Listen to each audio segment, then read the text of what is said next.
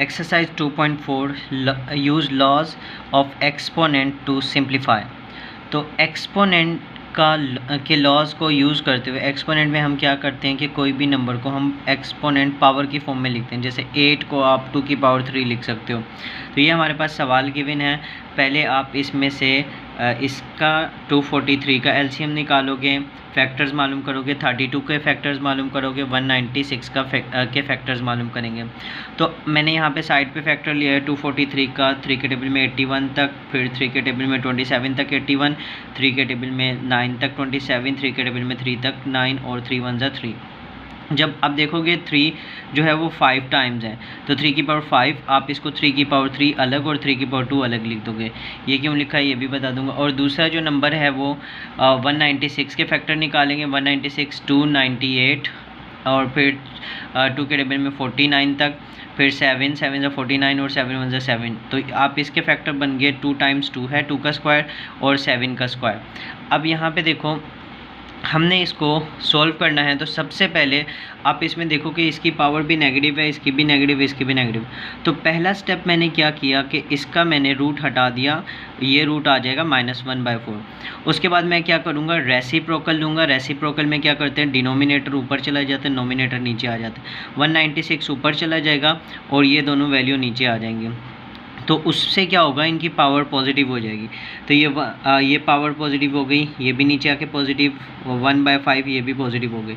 अब मैंने जो उसके फैक्टर्स निकाले थे वो लिख देंगे। 196 के फैक्टर्स हमने यहाँ पे लिख दिए 2 का स्क्वायर और 7 का स्क्वायर, और 243 के फैक्टर्स मैंने यहाँ पे लिखे 3 का क्यूब और 3 का स्क्वायर, और 32 के फैक्टर 2 की पावर 5।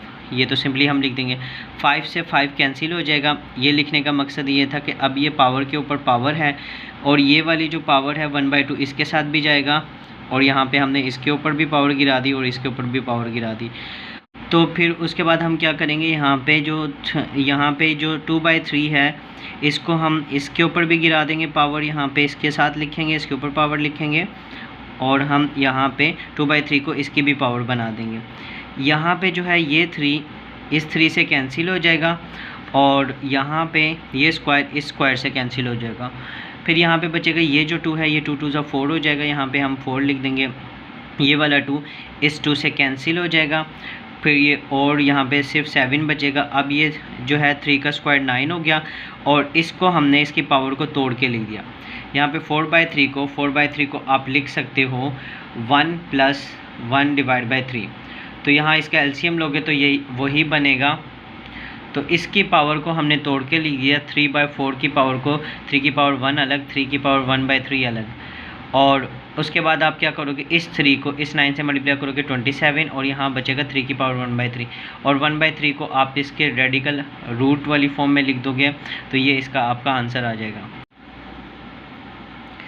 सेकंड क्वेश्चन है हमारे पास, ये हमारे पास सेकंड क्वेश्चन है। इसमें आपने सबसे पहले क्या करना है, 8 को 2 से मल्टीप्लाई किया, -16 हो गया। अब इनकी जो वेरिएबल है उनको एक साथ लिख देंगे। ये x की पावर 5 और ये x की पावर -3 एक साथ आ गया, ये y की पावर -4 और ये y स्क्वायर इसके साथ आ गया। अब ये जो बेसिस सेम होती है उनकी पावर ऐड हो जाती है। ये जो है x बेस है, यहाँ पे भी x बेस है, ये एक दफ़ा लिखा जाएगा, इसकी पावर को हम ऐड कर देंगे। तो 5 - 3 यहाँ पे हो जाएगा। इसी तरह यहाँ एक दफ़ा y लिखेंगे और -4 + 2 इसकी पावर हो जाएगी। इसकी पावर को सॉल्व करेंगे, 5 में से 3 जाएंगे, 2 बचेंगे, -4 में से +2 जाएंगे, बड़ी रकम का साइन आता है, -2 बचेंगे। अब यहाँ पे -2 जो है वो डिवाइड में जाके इसकी पावर पॉजिटिव हो जाएगी। तो ये y स्क्वायर डिवाइड में चला गया और इसकी पावर क्या हो गई, पॉजिटिव हो गई। अगला सवाल है, ये इसका आंसर हो गया। अगला सवाल है ये वाला सवाल है। अब अगेन मैंने बताया था हम यहाँ पे एक सबसे पहले इसको ईजीएस्ट वे में सॉल्व करने के लिए हम पहले इसका रेसिप्रोकल लेंगे। तो रेसिप्रोकल से होगा, ये जो इसकी पावर -3 है ये +3 हो जाएगी। रेसिप्रोकल में डिनोमिनेटर वाली वैल्यू ऊपर जाती है और नोमिनेटर वाली वैल्यू डिनोमिनेटर बनती है। तो यहाँ पे जो नीचे वाली वैल्यू थी हमने इनको ऊपर लिख दिया, ऊपर वाली वैल्यूज़ को हमने नीचे लिख दिया। अब इन सब की वैल्यूज़ को ऊपर लेके जाएंगे, डिनोमिनेटर हमने ख़त्म करना है। तो ये x की पावर -2 ऊपर जाएगी नोमिनेटर में, तो ये इसके साइन चेंज हो जाएगा पावर का, x की पावर 2 बनेगी। और ये y की पावर -1 ऊपर जाके y की पावर +1 बनेगी। तो x की पावर 4 वैसे ही था, ये x की पावर -2 ऊपर जाके x की पावर +2, y की पावर -3 वैसे ही था, ये y की पावर -1 ऊपर जाके +1 हो गया। x की y z की पावर 0 थी और इसी तरह z की पावर -4 ऊपर जाके ये +4 हो गया। अब वही हम करेंगे, बेसिस सेम होती है तो पावर ऐड करते हैं, तो इसकी पावर x की पावर 6 हो गई और ये y की पावर -2 हो गई, z की पावर 4 + 0 0 हो गई। अब ये पावर जो है ये इन सब पावर से मल्टीप्लाई होगी। ये एक्सपोनेंट का रूल है कि पावर के ऊपर पावर मल्टीप्लाई होती है, तो इसका ये फार्मूला है a की पावर 2 होगी और 3 होगी तो 3 2 6 लिखा जाएगा, तो a की पावर।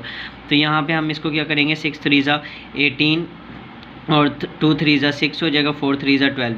अगेन मैंने बताया था कि ये y की पावर माइनस जो है इसको पॉजिटिव बनाने के लिए हम इसको डिनोमिनेटर में ले जाएंगे और ये हमारे पास इसका आंसर आ गया। इसका चौथा पार्ट हम सॉल्व करेंगे, ये हमारे पास सवाल गिवन है।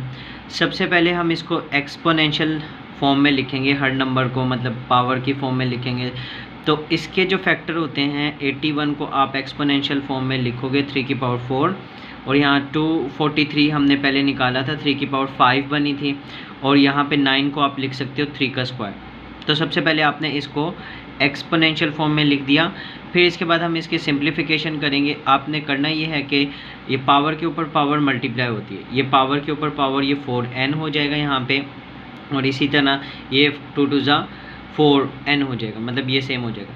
अब उसके बाद बेसे सेम हो तो पावर ऐड होती है, ये बेस है 3 और ये बेस है 3 और बेस को हम एक ही दफ़ा लिख देंगे 3 और इन दोनों की पावर को हम मिला के लिख देंगे 4n + 5। इसी तरह यहाँ की भी बेसे सेम है तो 3 और यहाँ पे भी क्या है 3, इन दोनों की पावर को हम ऐड करके लिख देंगे 4n - 1 और +5। इसके बाद नीचे वाली जो वैल्यू है इनकी भी बेसे सेम है 3 और 3, 4n + 3 हो जाएगी इसकी पावर। अब आपने करना ये है कि अब नीचे वाली वैल्यू की पावर देखो 4n + 3 है, तो आपने ऊपर भी 4n + 3 बनाना है। तो आपने 4n जो है ये 5 जो है इसको 3 + 2 करके तोड़ दोगे, 4n + 3 यहाँ से यहाँ तक 4n + 3 हो गया यहाँ से यहाँ तक। इसी तरह 4n ये 4 है, 4 को आप 3 और 1 में तोड़ सकते हो, तो ये 4n + 3। अब आपने करना ये है कि यहाँ पे जो है ये जो अलग अलग नंबर हैं 3 की पावर इसको आपने अलग लिख दिया और 3 की पावर 2 को अलग लिख दिया। तो बेसे ऐड होती हैं तो ब्रेक भी हो जाती हैं। जैसे अगर आप यहाँ पे लिखोगे a की पावर जो है वो 2 और प्लस जो है a की पावर 3, आप इसको लिख सकते हो a की पावर 5। तो आप मतलब इसको तोड़ भी सकते हो, वापस इसको दो हिस्सों में लिख सकते हो, a की पावर 3 a की पावर 2। इसी तरह जब आप इसने एक एक्सपोनेंशियल वैल्यू लिखी है, इसको आपने 2 एक्सपोनेंशियल में लिख दिया यहाँ पे। इसी तरह यहाँ पे भी 3 की पावर 4n को अलग लिखा और ये 3 की पावर 1 इसके साथ अलग लिखी। और 3 की पावर 4n + 3 यहाँ पे कॉमन आ रहा है, ये कॉमन लिया आपने, यहाँ पे कॉमन लिया और यहाँ 3 का स्क्वायर बचा, यहाँ 3 बचा, ये कैंसिल हो जाएगा, ये इससे पूरा कैंसिल हो गया, यहाँ पे बचा और ये 3 का स्क्वायर 9 होता है, 9 - 3 6 और ये आपका आंसर आ गया यहाँ पे।